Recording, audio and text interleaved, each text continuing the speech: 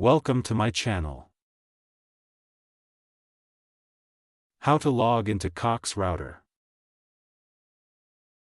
1. Open a browser and type http://192.168.0.1 in the address bar.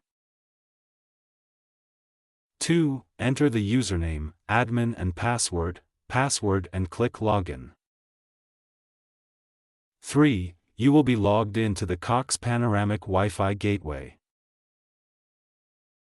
How to change Cox Wi-Fi password and network name.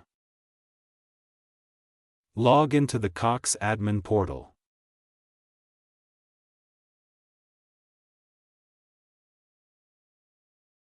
From the left-hand side menu, select Gateway a Connection a Wi-Fi.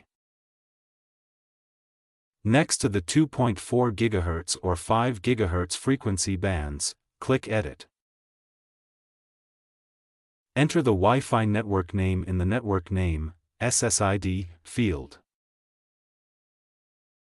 Enter the Wi-Fi password in the Network Password field. Click Save Settings.